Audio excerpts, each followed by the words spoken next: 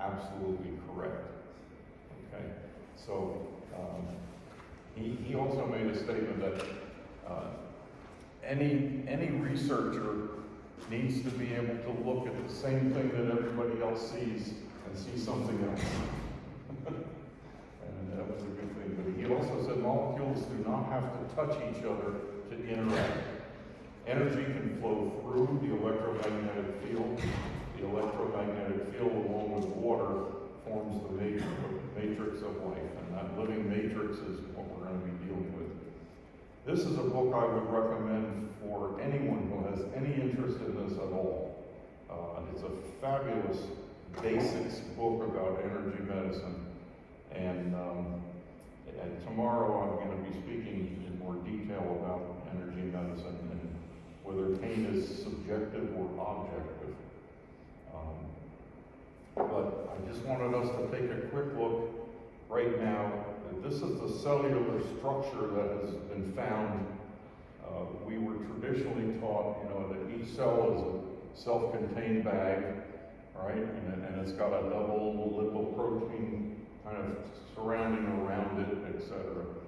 But what the recent research is showing is that's really incorrect, okay? Because every cell has all these fibrils that go in and out right through the membrane. And what they're finding is that the nucleus is not the generator for the cell. The nucleus is not in charge of whether that cell functions or not. The membrane is, and what goes in and out of it, okay? Because you can take the nucleus out of a cell and the cell can still function. I mean, that's really different from what we were taught, at least 100 years ago when I went to medical school. So what he finds is that all cells are connected to each other through this living matrix system. These fibrils, you can see, here's the membrane, okay? So the fibrils go right through it. These fibrils also connect to other cell membranes, okay? And the entire system is connected from head to toe without disruption. Every single cell in our body is like that. And those fibrils form the network that becomes what we call fascia. Okay? Fascia, we've always been taught, that fascia is this tough stuff, right?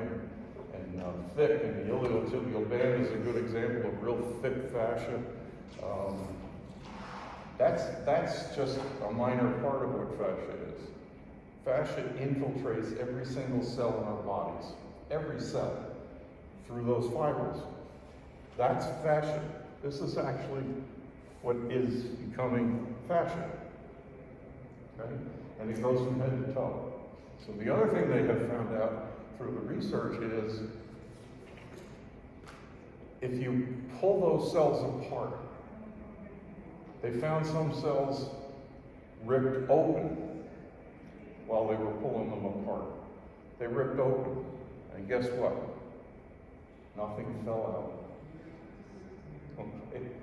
Nothing fell out. And we used to think it was a bag of cytoplasm, and if you put a hole in it, it would all leak out, right? No, it doesn't.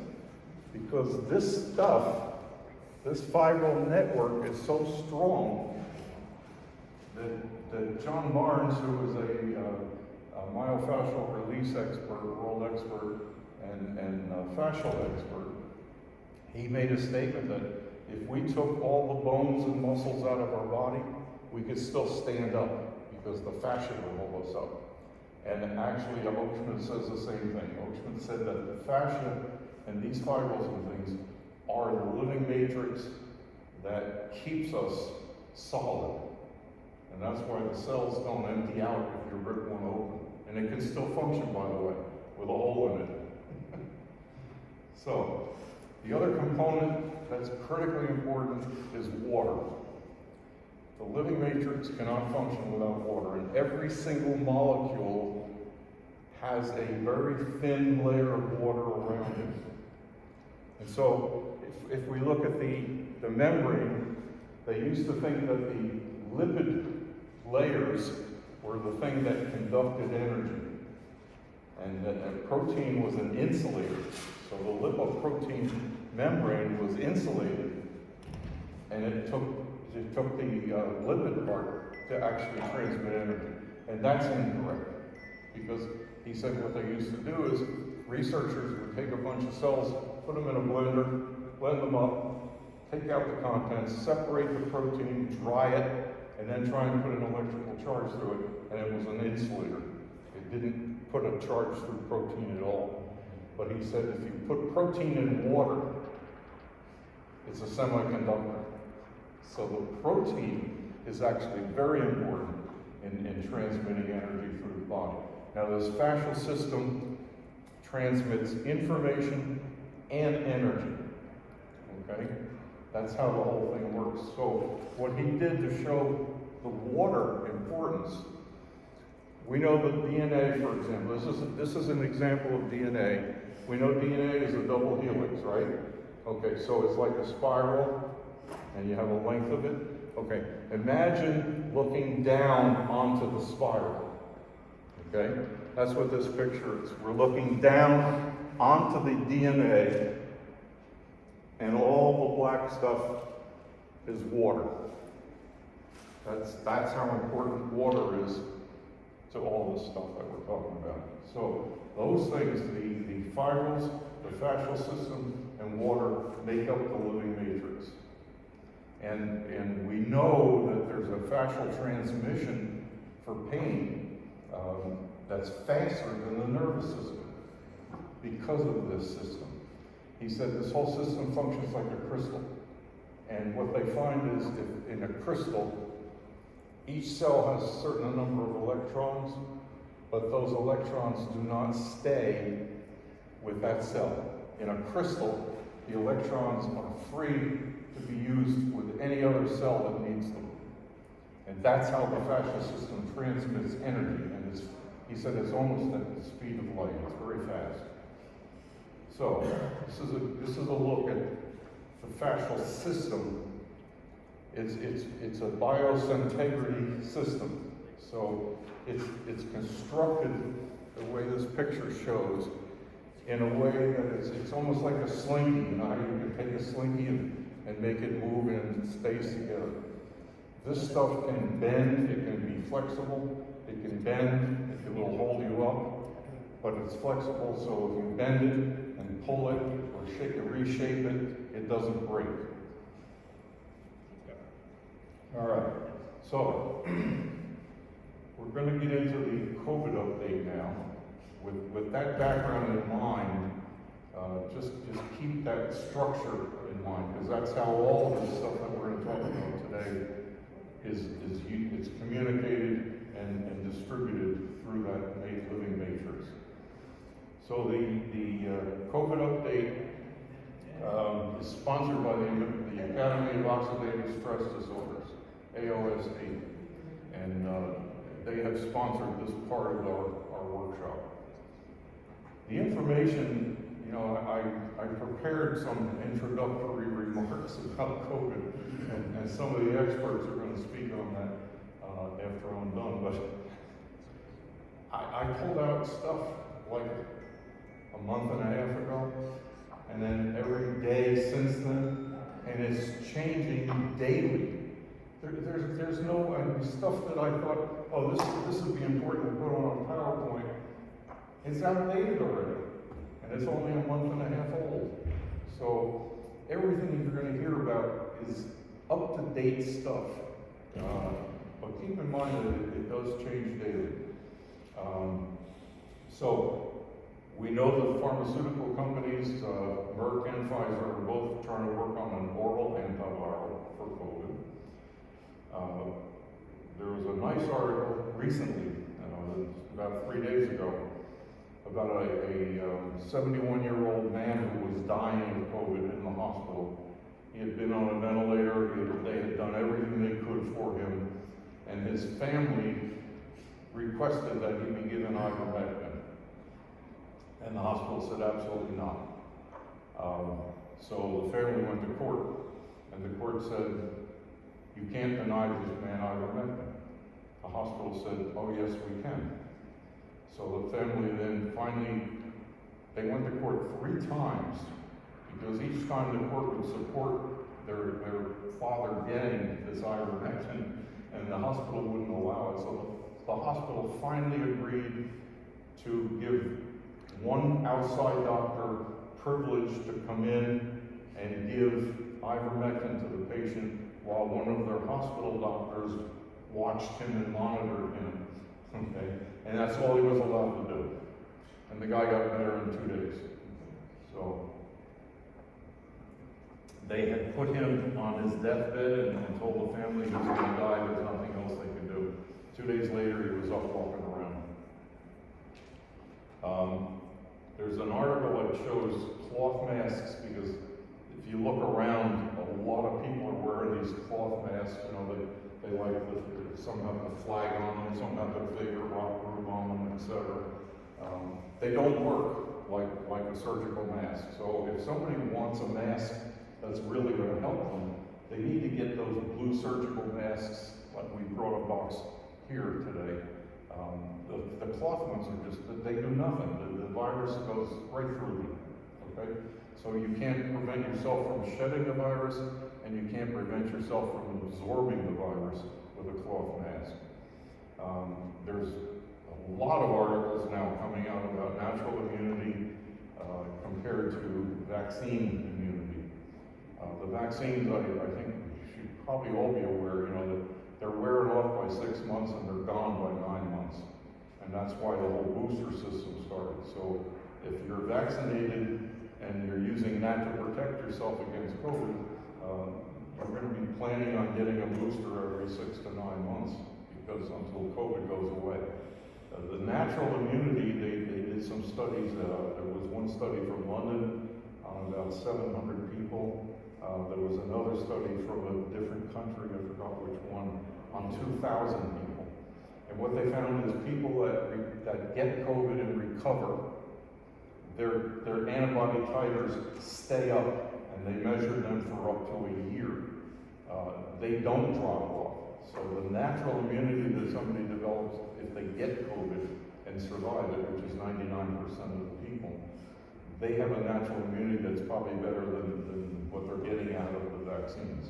And you don't have to keep repeating them. There was a study done by Cleveland Clinic that also showed there's absolutely no advantage to anyone who has had COVID and has natural immunity. There's no advantage to them getting vaccinated.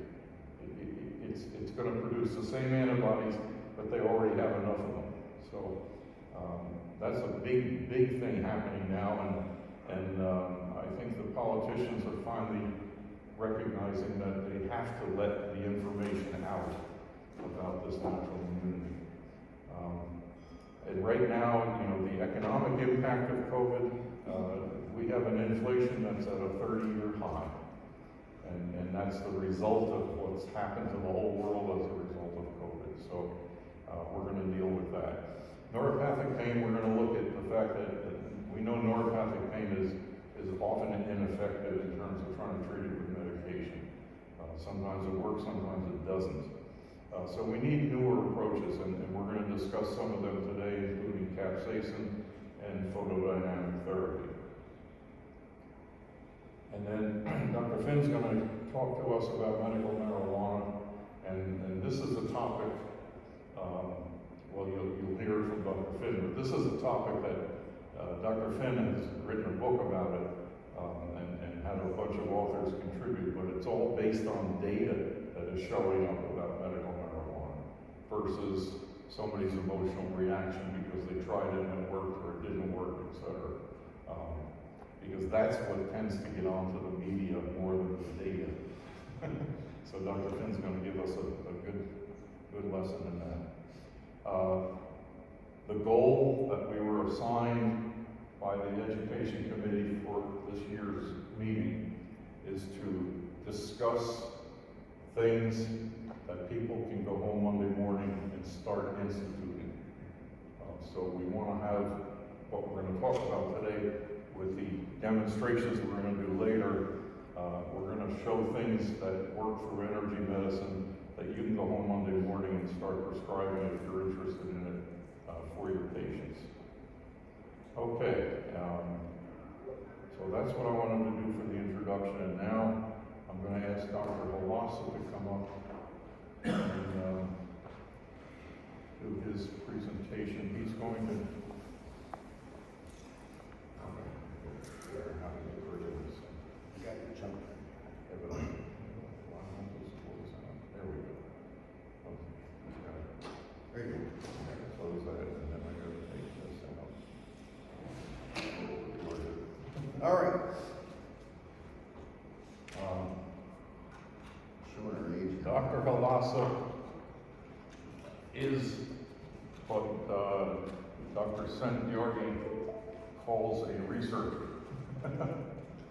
He's a genius that really works on getting an understanding of a lot of things that most of us don't. And I'm trying to find the introductory sheets. Here they are.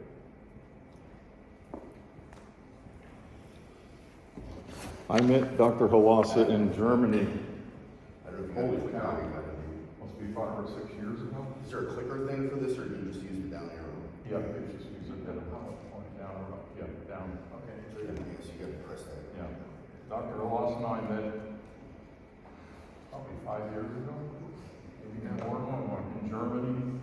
We were both speaking at the Eastland meeting on photodynamic therapy.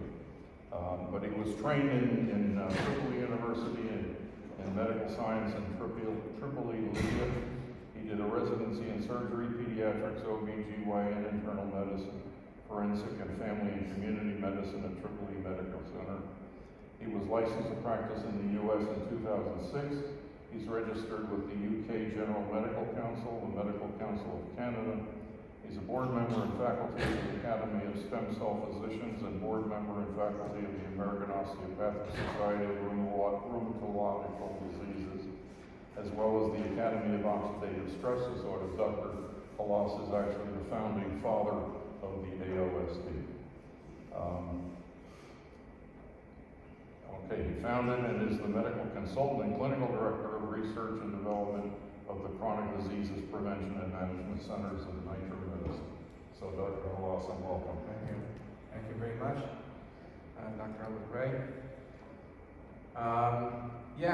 We would like to talk about COVID, but before that, I think it's good to introduce what we're doing in chronic disease prevention management centers. I have around 10 clinics adapting our protocols, and we're trying to manage chronic disease and preventive using all the methods out there, whether it's mainstream medicine, integrated, regenerative, under a big umbrella that's called chronic disease prevention and management. And yes, I think when we go and we learn about integrative medicine, regenerative medicine, they all trying to manage diseases, but based on the therapy. Let's say regenerative medicine, they use stem cells, PRP. Integrative medicine means that they are trying to manage disease as the whole body, integratively, holistic, same thing, whole body. So that when we have a condition or disease affecting one organ, it's really, you cannot manage it by just fixing that organ, because all other parts of the body can be disturbed. And so the integrative holistic medicine, they say, well, you need to manage the whole thing in order to fix that organ. Let's give you an example. If we have Parkinson's disease, and Parkinson's disease is due to dopaminergic neurons in the brain, they don't secrete enough of dopamine. So the neurologist, which is mainstream medicine, they will approach that by giving dopamine. And yes, the patient will feel good, and the tumor will decrease. But is that enough? I think not, because Parkinson's disease, in addition, there is deficiency in production of the dopamine, because you have degeneration of the dopamine neurons. The integrative and holistic medicine, they say, well, instead of just giving them dopamine and replacing what's missing, why we don't slow the degeneration of the neurons. And then they start thinking about what causes the degeneration of the neurons is the oxidative stress and the inflammation. So let's start and think about how we can restore the redox balance, the immune balance, so we can slow the degeneration of the neurons. And so those integrative and holistic medicine, they start thinking outside the box and say, well, it's not just enough to give dopamine, but also we need to slow the degeneration of the dopaminergic neurons. And if we do that, we can produce naturally enough of dopamine that will slow the progression of the disease. So they start thinking, okay, so where we can see those sources of those free radicals, and they start screening it. They say maybe those free radicals are coming from the gut, which is leaky gut syndrome, maybe because of the toxins in the body. So we need to detox the body. Maybe because the patient is taking medication, those medications generate free radicals, and that causes a neurodegeneration of the neurons. Let's fix that and find those medications that was causing that. So they start thinking as a whole body and start looking for all the free radical generators that leads to the progression of the disease of Parkinson's disease. And then people of the regenerative doctor, or doctors of regenerative medicine, they say, well, if you give them stem cells and PRP, that may help also to restore the redox balance and the immune balance and slow the progression of the degeneration of the dopaminergic neurons. Our approach as Chronic Disease Prevention Management Center, we are a little bit thinking that instead of just doing the integrative approach, which is more of slowing the degeneration of the dopaminergic neurons in this case, by giving them those supplements or fixing the gut syndrome, or regenerative medicine, yes, use the same methodology of regenerative medicine using stem cells and PRP, but also we can use low dose dopamine and use the mainstream medicine protocol. So chronic disease prevention and management, it's all about combining mainstream medicine protocol with all other disciplines, regenerative, integrative, and holistic, as one, and come up with a protocol that will fix the root cause of the pathology of the chronic diseases. And if we see the root cause of the chronic diseases, it's actually we can say they are three, or we can say the triangle of the root cause of chronic disease are the immune imbalance, and redox imbalance, and metabolic imbalance. So all the chronic disease, mostly it's due to those three things. Immune imbalance, metabolic imbalance, or redox imbalance. And if we fix that, we can definitely help to manage and prevent all chronic disease across all medical specialties. The other thing we're adding in chronic disease prevention management protocols is that we want to deliver the drug into the pathology more efficiently using nanoparticle or nanomedicine. And I developed a protocol to make nanomedicine out of platelets. So we have a protocol for that where we take the platelets, we mix it with drugs, and then we sonicate it, nanofiltrate, and we can deliver the drug into pathology more effectively than giving them naked chemotherapy or supplements. Let's say if you give them injections of steroids or cancer drug or anti-inflammatory drugs, only 0.01% or less gets into the pathology. But if you put it in nano, and you nano that drug, then almost more than 1% will get to the pathology. And that will increase the efficacy of the drug, minimize the side effects, and definitely the outcome will be more better than just giving a naked drugs or supplement. So this is the whole concept of chronic disease prevention and management. And we talked about the root cause of chronic disease prevention management, or chronic disease in general. There are three things. Either it's immune imbalance, or redox imbalance, or metabolic imbalance. Today, we want to learn more about immunology and how the immune balance leads to all those chronic diseases. Again, any chronic disease out there, most of the time it has even the three of them. You will see some metabolic, some immune, some redox imbalance. And if you have redox imbalance, it may lead to metabolic. And if you have metabolic, it may lead to immune. So they're all interconnected. One can induce the other. So let's go ahead and understand immunology, and so we can understand the immune imbalance, and then we can think about how we can restore the immune imbalance. And it's very important because COVID-19 is basically immune imbalance disease. It is Th17 dominant immune disease. So we really need to understand how the immune system works in order to understand the pathophysiology of COVID-19, and in order to really able to manage COVID-19. And so let's go to immunology and understand the basics of immunology, and then that will help us to understand the pathophysiology of COVID-19, starting by understanding that when we encounter a virus or infected cells with virus or cancer cells, what will happen to our immune system? The macrophage will take this, or will eat them, will eat those cancer cells, will eat those infected virus, and then those macrophages will start polarizing from naive macrophages into M1, and that we will say we call M1 polarization, and it starts secreting all this interferon, interleukin 12, and that leads to polarization of the lymphocyte, naive T lymphocytes into Th1. And then the Th1 will start stimulating the cytotoxic T cells, and the entire cytotoxic T cells is responsible to kill the cancer and kill those infected cells with viruses. So in order to kill virus or infected tumor, the macrophage needs to eat them first, taste them, and then polarize the immune system into M1 and Th1 and produce enough of cytotoxic T cells to attack those infected virus cells and those cancer cells.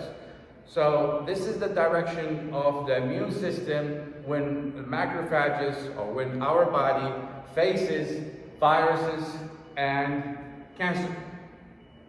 But if our immune system faces bacteria, what will happen? Your macrophages will eat those bacteria, will taste them, and definitely they will process them, presenting to the lymphocytes, to the naive lymphocytes, and those macrophages will polarize into we call the macrophage 17, and the macrophage 17 will polarize the immune system, the naive T cells into Th17, and then the Th17 will start secreting, and along with M17 will start secreting interleukin 6 and interleukin 17, and this leads to change in your CBC differential, and you will see neutrophilia, and you will see an increase in neutrophil, because the way that we destroy bacteria is by neutrophil.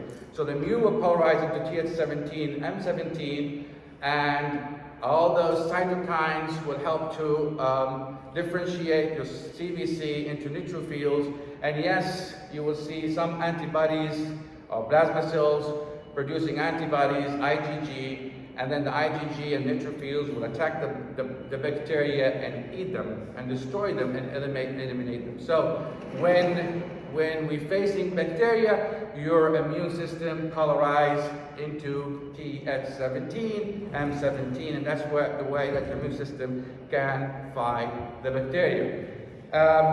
If your macrophages faces fungus infection, well, what will happen? It will be the same like bacteria. Your immune system will polarize into Th17. If your immune system faces allergens or parasites like worms in the gut, what will happen?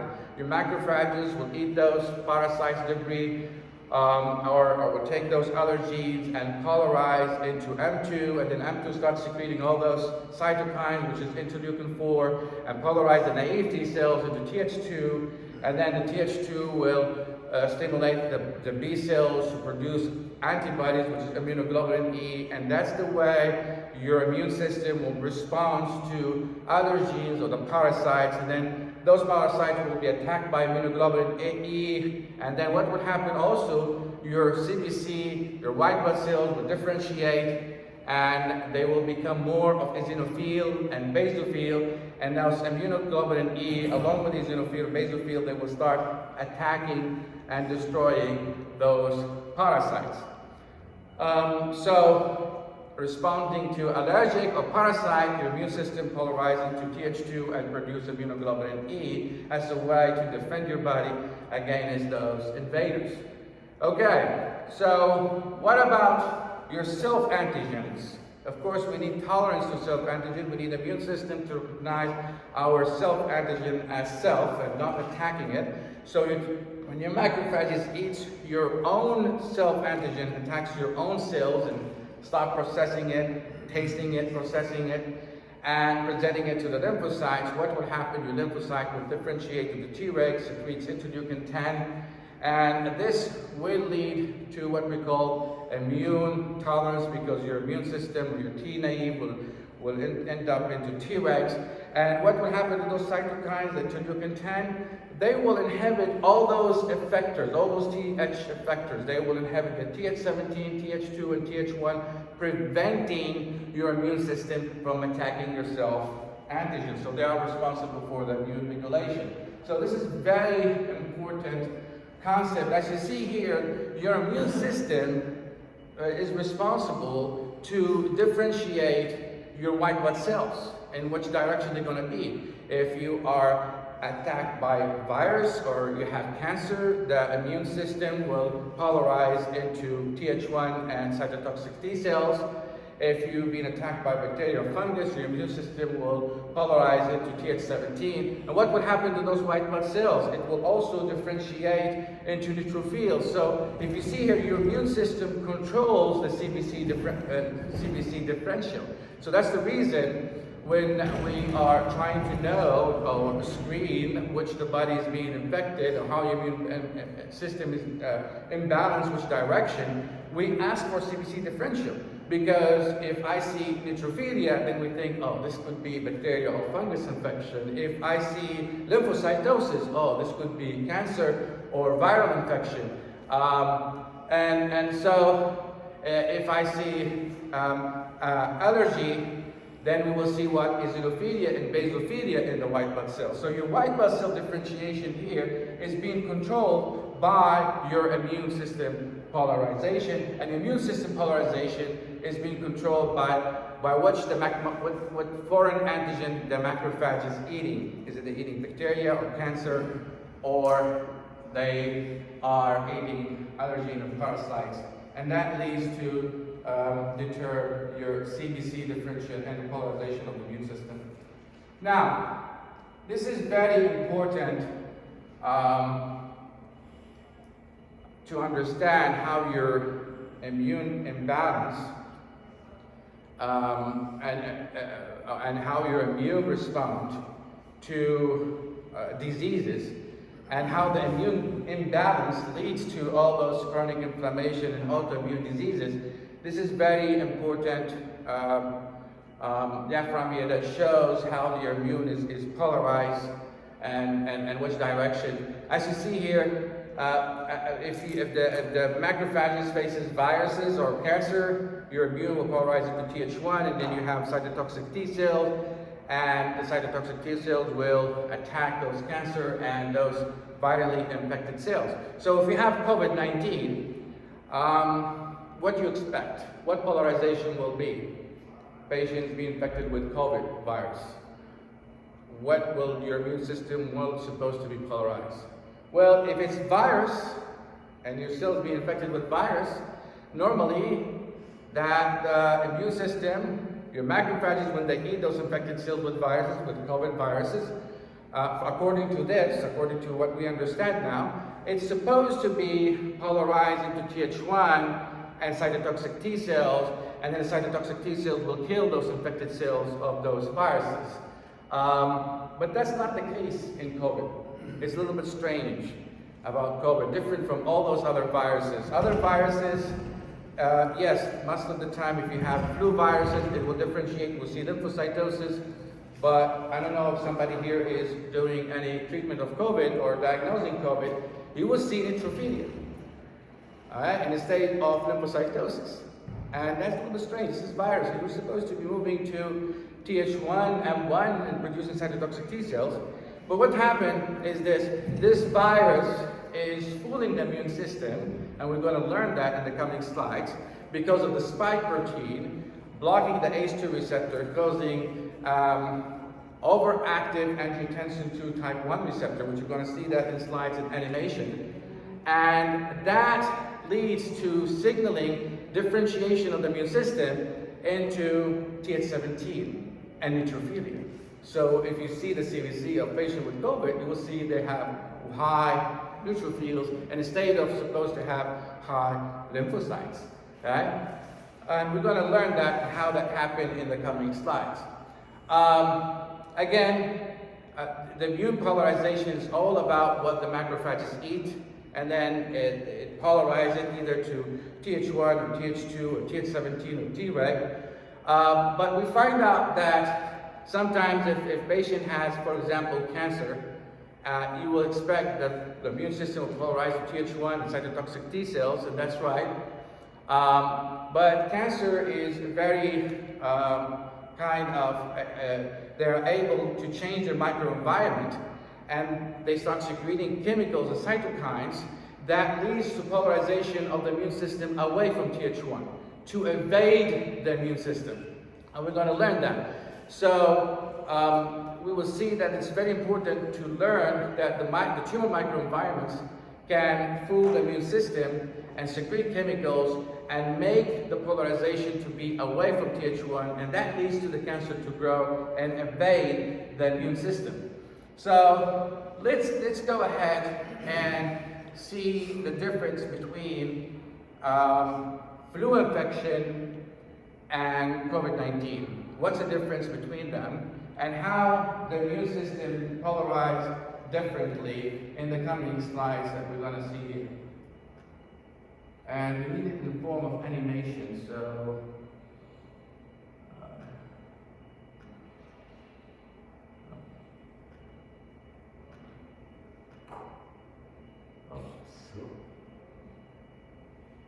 let's go back. Click on the slide. This one. Yeah. I should have the slideshow, right? Right.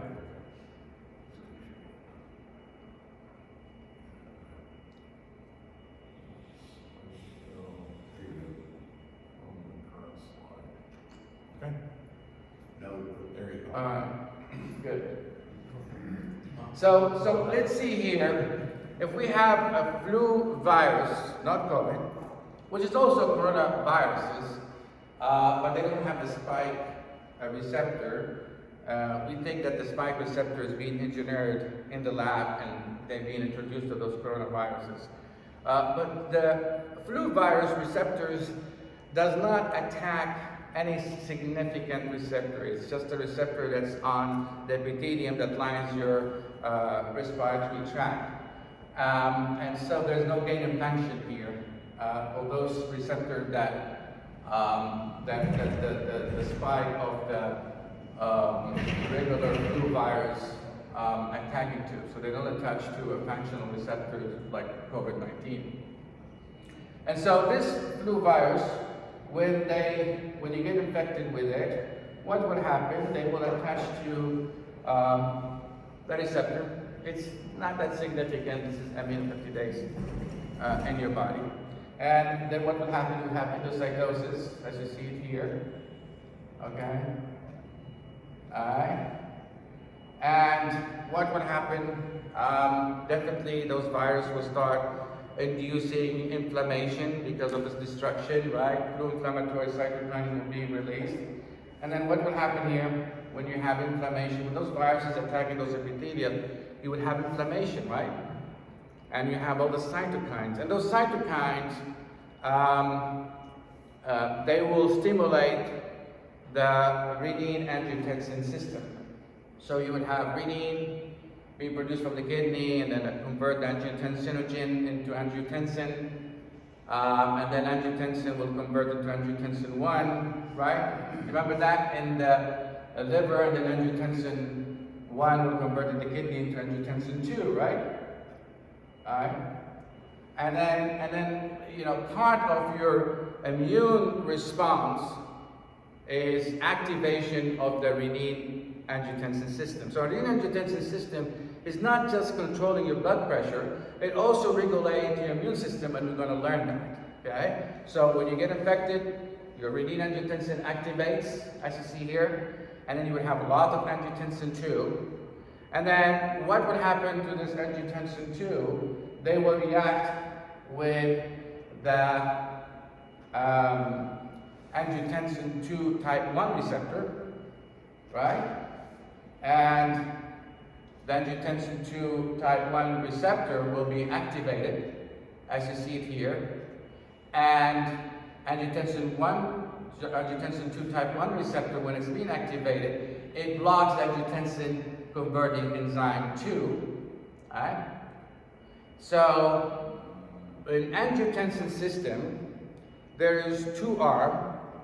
There is inflammatory arm and there is anti-inflammatory arm. The inflammatory arm is mediated by angiotensin 2 type 1 receptor. The anti-inflammatory arm is mediated by angiotensin 2 type 2 receptor.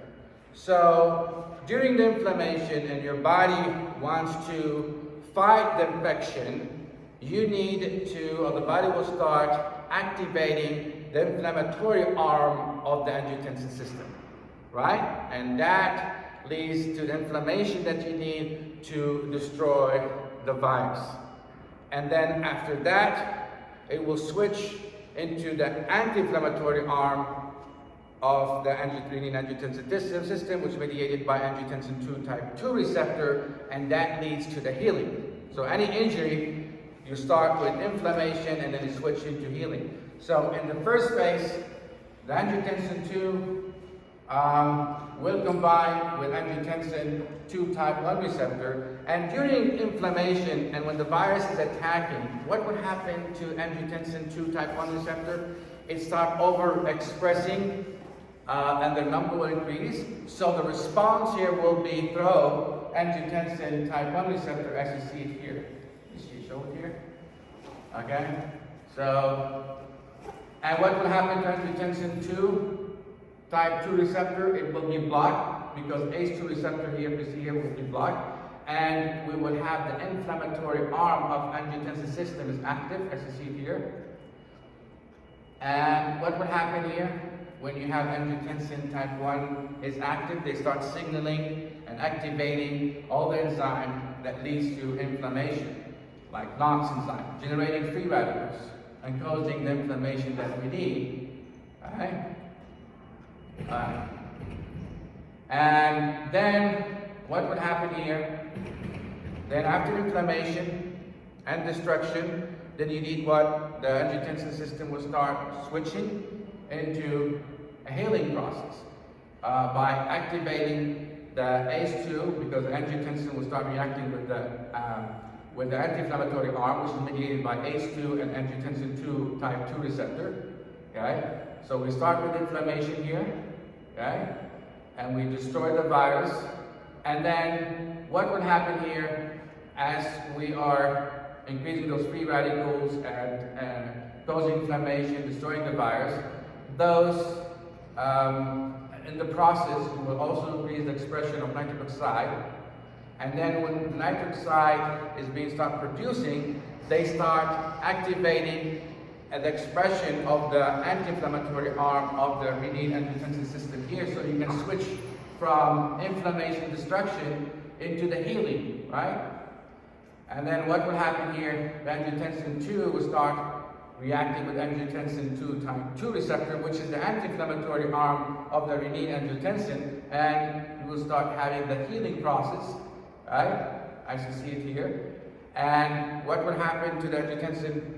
The ACE2 receptor will convert the angiotensin 2 into angiotensin 1,7, and then angiotensin 1,7 will activate the MAS receptor, and the MAS will activate all the signal of anti-inflammatory and leading to healing after we have the injury, right? The inflammation, and then damaging and destroying the virus, and after inflammation, after the symptoms of coughing and all that stuff, then you will recover And that recover translates into switching from angiotensin 2 type 2 receptor to angiotensin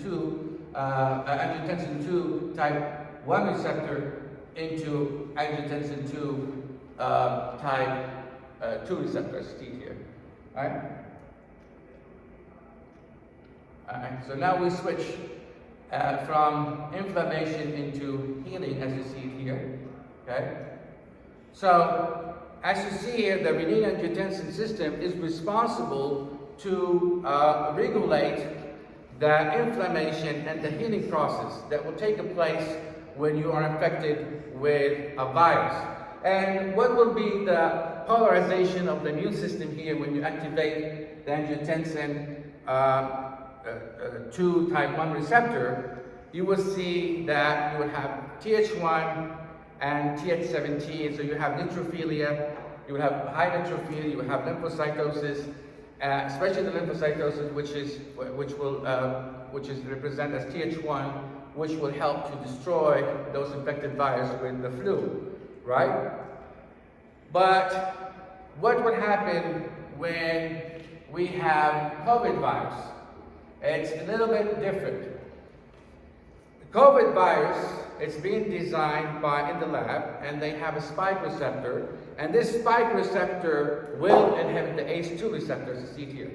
And when they inhibit the ACE2 receptor, remember that ACE2 receptor is part of your anti-inflammatory arm of the renin-angiotensin system. So if you inhibit the ACE2 receptor, you inhibit the anti-inflammatory arm of the renin-angiotensin system. What would happen here?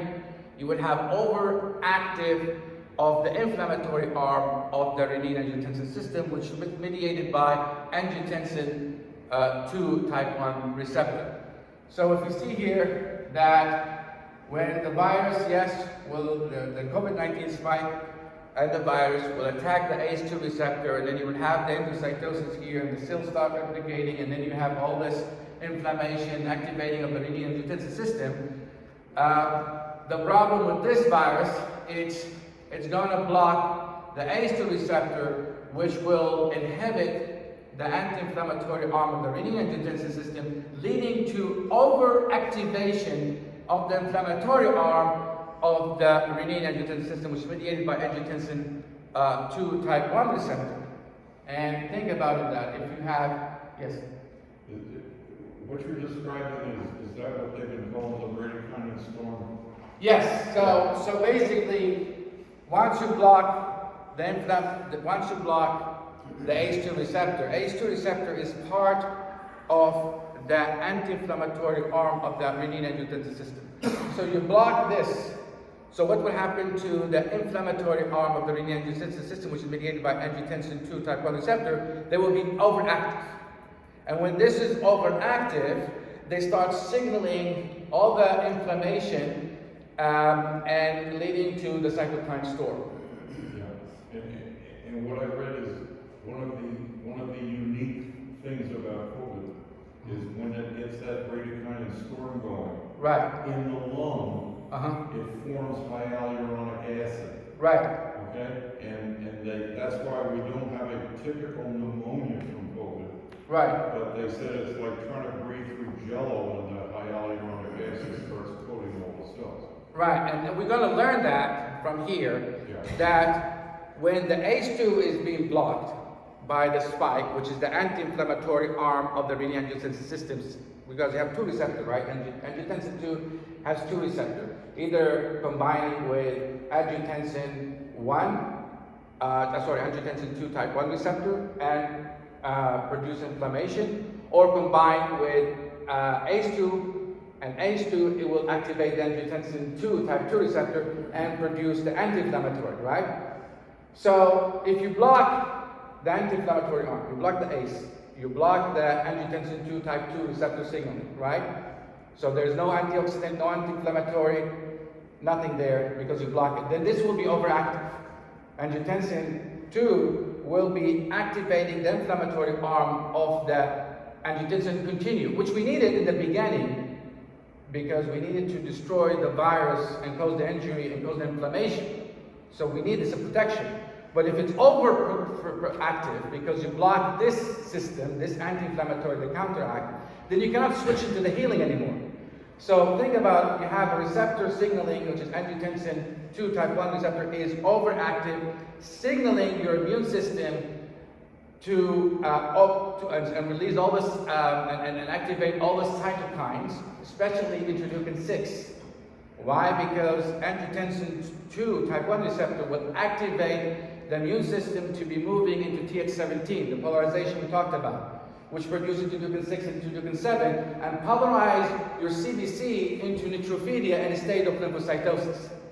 So you will see in the blood of the COVID, they have neutrophilia. They're supposed to have, but because of overactive angiotensin 2 type 1 receptor, it leads to activation of the immune system, polarization into Th17. And why not into Th1? Because it's a virus. This is where you talked about the ACE2 receptor. When it's being blocked, we know the ACE2 is responsible to destroy the bradykinase, right? And bradykinase, it's supposed to be polarizing the immune system into Th2. So think about it. ACE2 receptor is not working, then you have a lot of bradykinase, and then the bradykinase will polarize the immune system to Th2. So you have Th2 and Th17, right? And Th2 cytokine, which is interleukin 4, will inhibit the Th1. So you don't get cytotoxic T cells. So COVID-19 is fooling your body. Normally in the virus infection, when you activate angiotensin 1, in the regular flu, we're supposed to have a polarization to Th17 and Th1, but mainly into Th1, and have lymphocytosis, and we have cytotoxic T cells to kill the virus, which is the normal virus. And this, it's fooling the system, because once you block the ACE2 receptor, you lead activation of bradykinase, too much, polarize the immune system Th2, and then the angiotensin, the angiotensin 2 type 1 receptor, it will release signaling that will polarize the immune system into Th17, producing interleukin 6, and then you have this, the storm. The cytokine storm. Yes, which is mediated by interleukin 6 and interleukin 17. Okay? So we can define COVID-19 as a Th17 dominant immune disease where you have too much of interleukin 6 and interleukin 17. And all the problem that we see in COVID, including clotting, when you have too much of interleukin 6, it activates the clotting and abnormal coagulation. In addition to that, the spike itself, the virus itself, can react with platelets and activate the platelets directly. And then other people will say this will also trigger antibodies that will activate the platelets. So you have autoantibodies. So there's 3 mechanisms for coagulation. Interleukin 6 itself and neutrophilia, too much of those can lead to coagulation. The spike of the virus can activate the platelets, because the platelets do have ACE2 receptor. And we go through the same mechanism. You have too much inflammation of the platelets, which will activate them. And the third thing is triggering antibodies that will lead to coagulation. That's why we see D-dimer high, even if there's no virus. So the patient's infected, recovered, and the D-dimer is still high, right? Why? Part of it is because autoantibodies that activate the platelets. Okay? But during the process of the COVID, you can argue that the platelets activation is due to interleukin 6 overactivation. Neutrophilia itself can lead that as well. And so here in COVID virus, it's a little bit different. The difference is between COVID and regular flu, that the regular flu virus did not hijack any significant receptor that is part of your function of your body, like Renin-Angiotensin System, right? God said, inflame the body. Yes, it activates the angiotensin type 1, because that's how you respond to inflammation. The expression of angiotensin 2 type 1 receptor will increase at the beginning, and you have the signal of inflammation, and then it switches into angiotensin 2 type 2 receptor and goes the healing, right? And during inflammation for the regular virus, we have lymphocytosis, because this will, and we have cytotoxic T cells, and we're able to clear the body from the infected regular virus, which is the flu virus, right? But in this, because the spike is being engineered in the lab, and we call gain of function, because the receptor, it's attacking and hijacking a function in your body. It's attacking and hijacking the Renin-Angiotensin System, and it's blocking the anti-inflammatory arm, leading to overactive inflammatory arm, as you see it here. So normally we have angiotensin 2 type 1 receptor. You get the inflammation going, activation of NOS, but because this is being overactive, even if you produce a nitric oxide, and nitric oxide is supposed to help to switch from the inflammatory arm into anti-inflammatory, because nitric oxide increases the expression of angiotensin 2 type 2 receptor. But because you have too much of free radicals due to overactivation of angiotensin 2 type 1 receptor, then all this free radical will neutralize the nitric oxide, preventing the nitric oxide from increasing the expression of angiotensin 2 type 2 receptors, so you don't see much of that receptor there. In addition to that, you got the ACE2 is being blocked by the spike of the virus, so this anti-inflammatory arm of the renin-angiotensin is being blocked, and you have overactive of the inflammatory arm, which is angiotensin 2 type 1 receptor, and the signaling of the inflammatory arm of the angiotensin 2 type 1 receptor, it will signal what? It will signal inflammation, apoptosis, fibrosis, and coagulation. That inflammatory arm, the ACE2, the angiotensin 2 type 1 receptor, when it's being active, it gives you fibrosis, it gives you platelet activation, it gives you apoptosis, it gives you inflammation and oxidation. All of this will be signaling, because that's what you need when you are fighting an infection. You need platelet activation to contain the virus, right? You need fibrosis also to contain the virus. You need to kill, so you need apoptosis, and you need inflammation, you need oxidation. So that is mediated by angiotensin 2 type 1 receptor. Normally, it needs to be switched. If the virus is being cleared, we destroy everything, then like any wound healing process, injury, and then you have healing. Normally, we switch to healing. That's what we have when we have a regular flu virus. In this case, COVID spike receptor is blocking the anti-inflammatory arm, the antioxidant arm, the antiplatelets arm, the anti-apoptotic arm. So, and it leads overactive of the inflammatory arm of the Renin-Angiotensin System, mediated by angiotensin 2 type 1 receptor, as you see it here. Okay? And what other thing that does COVID? It fools the immune system. Normally, when we have a virus, we have, yes, activation of angiotensin 2 type 1 receptor. We're supposed to have an immune system polarized into Th1, and you have lymphocytosis. That's what you have when you have flu. In this case, because of overactivation of angiotensin 2 type 1 receptor, right, and because of the bradykinins, right, so you have two things, it will direct the immune system not to Th1, but to Th17. So what is telling you your immune system? You know what? You're being infected by bacteria, not the virus. Because normally when we are having neutrophilia, that's mean what? That's mean the bacteria infection. So it's fooling your system. Okay. And then it moves the whole thing away from Th1 and cytotoxic T cells. So you have neutrophils, right? Neutrophils cannot kill the virus. So you have too much of neutrophil, but neutrophil is not doing. So it's like fooling your immune system and polarize your immune system in the wrong direction. Is that immune compromising? Yes, it is immune compromising. Because you are polarizing your immune system in the wrong direction. It's supposed to be to Th1 cytotoxic T cell, which is responsible to attack and destroy those infected viruses, right? Cytotoxic T cells goes to the infected virus and secrete chemicals, right? Toxins to blow out those infected viruses. Neutrophil cannot destroy those infected cells with virus. So, what is important of knowing that? Okay, and you just mentioned, Dr. Albert Ray here, when you're standing up, you said that natural infection causing high titer antibody more than the vaccine. Okay? And yes, they both cause antibody response. But the reality is that the vaccine produces more antibody response than the natural infection.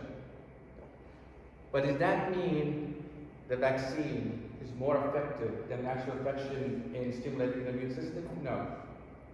And the reason is, yes, we have a virus. When I said to you that in response to the virus, you would have the immune system polarizing into Th1 and cytotoxic T cells. And the cytotoxic T cells is responsible to kill those infected viruses. But when I say polarization to Th1, does not mean that your immune system will not polarize into the other directions. They will polarize in other directions, but not as significant as much as polarizing to Th1. And so, when we get infected with the virus, we will have mainly the immune system polarized to Th1, cytotoxic T cells, and killing the infected T cell virus, but also you have viremia. So you will also have some Th2 and Th17 active as well to produce enough of antibodies to neutralize the viremia. So when we're infected with the virus, what I need two things. I need antibody response, and I need cytotoxic T cells. But I need more cytotoxic T cells than antibody response. I need more of the immune system to polarize to Th1, more than Th2 and Th17, which is responsible to produce the antibodies. Okay? Okay, so the vaccine, which is the when you inject with RNA vaccine, the problem with this vaccine, yes, they will be taken by the cells, but if these cells are expressing those proteins, those spike protein, and they're not keeping it inside the cells, and they are just shedding it out as spike protein in the blood, what will happen? Your immune system, if they attack and eat those free spike protein, they will polarize into Th17 and Th2. Okay? If they eat infected cells with virus, they will polarize into Th1. So it seems like messenger RNA vaccine is not, they're expressing their protein, but it's not contained inside the cells too much. They are shedding out into the blood. And your immune system, when they eat those free proteins, they will polarize not into Th1, but Th17 and Th2. Because when the macrophage eats any free things, it polarizes into Th2 and Th17, does not polarize into Th1. So what would happen here? In the vaccine, you would have a lot of antibodies, okay?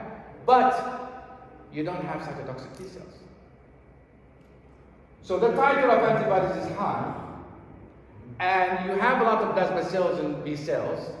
So you have what we call antibody immune memories and response.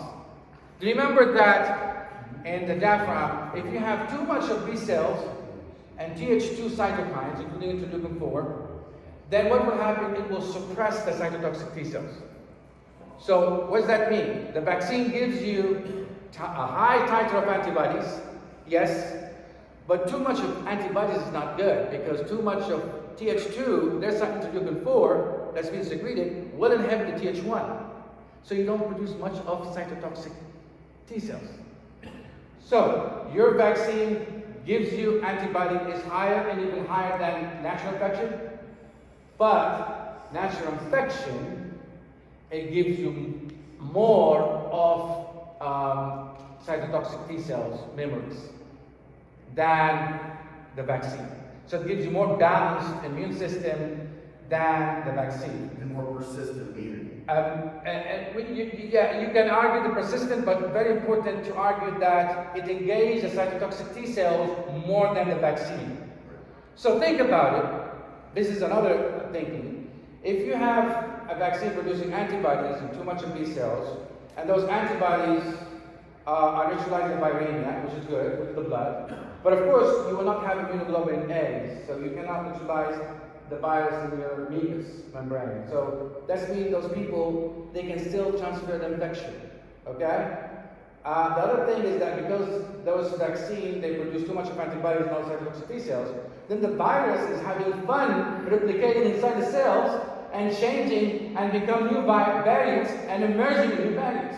So you are pushing the biological variants, emerging of the biological variants of the virus by doing that, right? So it's very important to have immune response, immune memory, that will neutralize the viremia, but also neutralize the virus that's been infecting those cells, to prevent those viruses from replicating and giving you what we call variants. Okay? And we find that the natural immune system, or natural infection, it gives you a balanced immune system, more cytotoxic T cells than the vaccine. And so, if you recovered from, as you said, from natural infection, you don't need the vaccine. In fact, if you give the vaccine to them, you make the whole shifting back into antibodies. Yes, you're happy with the antibodies, but you don't have much of cytotoxic T cells. You mess up with the whole thing with the immune system. So keep it. You recovered? Yes. But if you're not recovered, and you say, I want to just at least protect my blood from viremia. So go ahead, especially the people who are underlying disease and all that stuff, you just want to give them protection. So you can give them that vaccine to sterilize the blood, but you're not sterilizing the tissues, the intracellular from the virus, you're not sterilizing your mucus. So who's the one who's going to transmit the virus? The people with the vaccine or the people with natural recovery from natural infection? The people with the vaccine. That's why if you have a vaccine, you still need to wear a mask. But if you recover from the infection and you have the cytotoxic T cells and you have immunoglobulin A's, enough, and your immune system is being balanced, then you don't need to wear the mask anymore. So Fauci, when he starts saying about the vaccine gives you more titer of antibodies, he's right. More prolonged, that's right. Let's give him that. But he needs to tell, is the vaccine gives you cytotoxic T cell immunity or not? And when they ask that question, they say, oh, we are working on it. We still don't know. So they are shooting in the dark there. But we find out from the studies that actual infection is the one who gives you the cytotoxic T cells. Okay, so we see here that the COVID-19 is hijacking the immune system, is polarizing the immune system away from Th1, as you see it here, and it's causing the cytokine storm. And those cytokine storm is mediated by Th17 mostly, okay? And you have too much of interleukin 6, which also activate the coagulation, so the patient have clotting, inflammation. So what we do with those patients, how we manage them? So how we manage COVID? There's two things in COVID. There's virus, there's inflammation, and there's coagulation, right? How we can manage the viruses? We give them immunoglobulin to neutralize the viruses, right? You can give them for recovered patient those antibodies. So they can neutralize the spike, preventing the spike from attaching the ACE2 receptor and infecting the cells. So that's one, right? But also you can give ivermectin. Ivermectin works the same like those antibodies, right? It combines with the spike and preventing the spike from attaching the ACE2 receptor. You can give them methylene blue. You can give them hydroxychloroquine. All of those drugs proven that they block the spike receptor the same like the antibodies. But those are off-label and those are FDA approved. But the mechanism is the same here. Okay? What are the things you want to do? Well, you have inflammation, immune response. What kind of inflammation they are? Is it Th1, Th2, Th17? It's Th17 dominant, interleukin 6, interleukin 7, like crazy waffle high. Okay, so what do you want to do? Give me a drug that will inhibit the Th17 immune response. Which are the drugs that can inhibit interleukin 6? Rosacea. What we use for rosacea? Rosacea is a Th17 dominant disease. What do we use for rosacea? Ivermectin. Ivermectin is not for rosacea just to kill the mite, but also it's to inhibit the Th17 interleukin 6 because the inflammation of rosacea is mediated by Th17 interleukin 6. So COVID is also Th17 immune disease. So I will use ivermectin the same like I'm using rosacea because it's the same pathophysiology here, right? Okay. What about systemic lupus erythematosus? What drugs do we use for that? SLE. Hydroxychloroquine. Why? Because SLE, it's Th17 dominant disease along with Th1. But we can inhibit Th17, which is interleukin 6, that goes into trophilia and SLE using hydroxychloroquine. Well, if COVID is Th17, interleukin 6, interleukin 17 immune disease, Why we don't use the same thing? So that's the problem with those doctors who promote ivermectin, promote hydroxychloroquine. They go out to the mainstream medicine, they say the clinical studies in India and Iran and all that shows that it's working. Clinical studies, right? That's not enough, okay? In order for the mainstream medicine to convince them to be in your same page, you have to speak their language. You tell them, hey, Fascial, how you treat it? I treat by ivermectin. How it works? Well, it kills the mite and it inhibits TH17. The COVID-19 is TH17 dominant, and that's what I'm doing. That's why I'm using ivermectin. This is more convincing when you speak the language that you speak, and I can take it from your language, from your mindset. But if I say Indian studies and all that stuff that Dr. Corey is doing, those doctors say, oh, those Indian studies and Iran studies, I doubt it. They may have bias and all that stuff. They believe only US studies are real and FDA regulated. All other studies are not. They have anything in US. Well, US studies, nobody's going to fund it, right? Who's going to fund generics? There's no money in it, right? But if you come to the mainstream medicine and say, hey, you know, ivermectin, is it FDA approved? Yes. Oh, it's for animal. Yeah, animal, you sure? But are you managing the rosacea with ivermectin? I don't think those people were animals, right? And they say, yeah, but how ivermectin works? It blocks the mites, kills the mites, yes, by blocking the chloride receptor and paralyzes them. But also, it inhibits the TH17, and you showed them that. Alright? Okay, so we manage it by blocking the receptor, the spike receptor, by antibodies or ivermectin or methylene blue. Which is the best? Methylene blue, hydroxychloroquine or ivermectin? Methylene blue is the top. I'm going to explain why. One, it blocks the spike receptor the same like ivermectin. Second, methylene blue doesn't have the TH17 the same like ivermectin and hydroxychloroquine.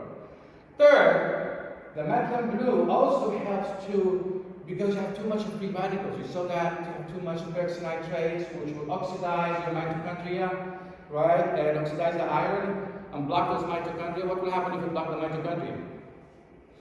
You will have mitochondrial dysfunction, right? And you will have problem with oxygenation of the cells. And also, those free radicals will oxidize the iron of the heme, and cause what? Those heme will not be carrying oxygen because their ferrous turn into ferric.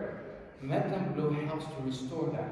Helps to restore the iron from ferric to ferrous, increase the mitochondrial function, and also help to restore the ferric to ferrous for the blood to increase the oxygen capability. Another thing about methylene blue in the patient when the ICU and there are too much inflammation, cytokines, peroxynitrates, a lot of nitric oxide, cause vasodilation, they end up with vasophilic shock and they die. Methylene blue is the treatment for vasophilic shock, for shock due to infection, for septicemia, because it causes vasoconstriction and it helps your blood flow and the circulation. You can save people from dying. Okay, one other thing which is very important. This is two things we learn, right? We learn about the immune polarization, right, and how we manage COVID, how to prevent it using those drugs. We block the virus, we block the inflammation, right? And then what about the clotting and coagulation? You need to get them aspirin, heparin, right? Anything that thins the blood. Because those viruses activate the platelets directly, because those platelets have ACE2 receptors. And they activate those platelets. In addition to that, when you have interleukin 6 and neutrophilia, it activates those coagulation. And then if you have a patient who's being cleared from the virus after 1 month and still the D9 is high, you may consider that they have antibodies against platelets. So you need to continue giving them blood thinners, right? So those are three things that we need to give to those patients. What about giving them viruses that blocks the RNA division, which is the enzyme of the virus, like, which is the drug that's FDA approved? Remdesivir? Remdesivir? Oh, Parkinson. Yeah. Right, Remdesivir, right? Okay, well, the problem with COVID, the pathology starts when you block the acid receptor, the whole pathology starts from there. So if you block here, you will not stop the ACE2 from causing the whole problem, so it's too late. So I don't think the right to block the virus of COVID, giving anything that blocks the enzyme, you can do it for the viral enzymes, polymerases, but that's not going to be effective in the late stage when you already have the inflammation. Now, the very important, which is the latest thing we want to talk about, is something that's called silent hypoxia. Have you heard about it? Okay, people, they have COVID infection, and their oxygen is low, but they don't feel it is low. And when they go to the hospital, they're normal, right? You see the oxygen saturation of them 70, 60, some of them 50, but they're normal. They have no dyspnea. They don't feel nothing, right? What will happen if the mainstream medicine saw a patient who was their oxygen saturation less than 90, 80, or 70 or 50? Immediately they put them in the oxygen, and then if the oxygen did not put them high to 94, 93, then they put them in intubation. Their lungs are ready like a balloon, fragile, right? So what will happen? They blow up their lung, they die. Okay, that's what we have. So why we have silent hypoxia? Because this virus is infecting the carotid body that fills the oxygen, right?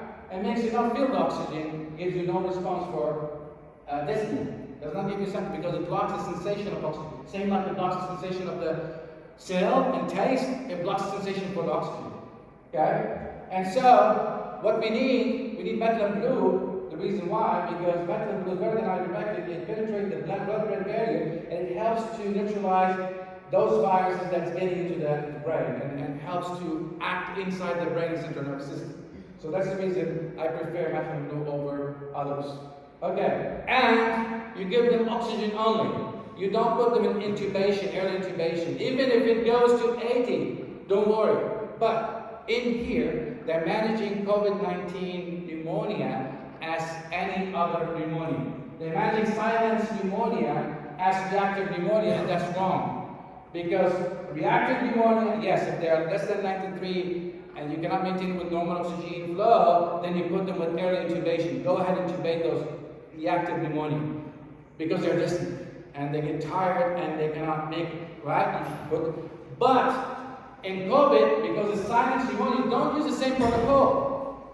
You keep them on oxygen flow, high flow oxygen, even if it's 80, you don't intubate them. If you intubate them, you blow up their lungs. Okay? So early intubation is wrong. The protocol of the oxygen is less than 93 on mask. You need to put them in intubation, that needs to be stopped. If we do that, we can save how many people? Millions of people who die from the ICU. Right? I see Dr. Darshan, are you using methylene blue? Huh? Using methylene blue in your clinic? I use hydroxychloroquine. Hydroxychloroquine? Because in India they use Yeah, methylene blue. Right? Now we know that methylene blue is better because it has all the I mechanisms. use one. Right, so you can have better. I don't use ivermectin that much. I don't use it as well because it works, Yeah. but I have confidence that methylene blue is better. Okay, I think I'm done because I've got too much here. I think Dr. Albert Gray is screaming in there backyard. So we have Dr. Mike Beamer. No, not yet. Not yet. Are you going to do a breaker? Yeah, okay. That was brilliant. Again, what a beautiful description to help us understand what's going on. And I want you to take that knowledge and filter that through the living matrix. Okay? Because all this stuff has no consciousness. It doesn't know what it's doing. Right? It's like a computer. It's zeros or ones. Okay? This is our living matrix communicating through the entire body, telling itself what's going on. Remember, it passes information and energy. So it passes the information, what's going on.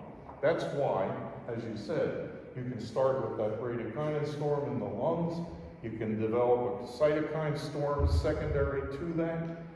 And then the cytokine storm is what creates inflammation in the whole rest of the body. Right? Okay.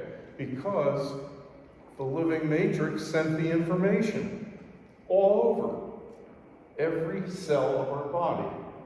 And what is happening here in the beginning And what continues, as you beautifully described it, that information has already been sent all over the body. And the information says, I need energy here right now. Right. Okay? That's where I need it. So it sends it back. Remember the crystalline structure. And our matrix is like a crystal. So the electrons in our cells can go where they're needed through that living matrix. And that's how the energy gets there to change the process. The other part, you said it at least 5 times, and it was perfect, okay? My question to you was going to be, are free radicals good for us or bad for us? And the answer is yes. Okay? You know, when we always hear that joke about, do I go left or do I go right at the crossroads? The answer is yes. It's a profound statement, because what it is really talking about is what you mentioned 5 times. Balance. Okay? There's no state of health if you get rid of free radicals. You'll die. We need free radicals. They help us function normally. It's, as you pointed out, it's when the system gets out of balance. And what happens here is that ACE1 and ACE2 get out of balance, right? And you said, boom, boom, boom. There goes that cytokine storm. Here goes the bradykine storm. Because we lost the balance. And the system, it's like the old scales on Lady Justice. The system wants to try to balance itself again. Think about the word disease. When we have disease, it's dis-ease. A system of ease and health is when everything is in balance. And anything can throw it out of balance, including stress. Okay? And we're going to talk a little bit, I think, later about the mental effects of COVID. You not only get an immediate response, because all the living matrix is in every cell of your brain as well. Okay? So that's why Carol Davis said fascia is the mind-body connection. Because the part of your brain that lets you think is getting signals from that living matrix that tells you what's going on. And then it becomes a conscious thought. Oh, I don't feel good. The system doesn't know you don't feel good. You don't feel good because that part of your brain got activated that lets you become consciously aware. Okay? So we have direct effects from the COVID on our mood, on our thinking. People talk about feeling like they're in a fog mentally. And we have long COVID, which we're going to have a guest this afternoon who's going to talk about long COVID and why those symptoms persist. Because when you sensitize the system, it becomes permanent.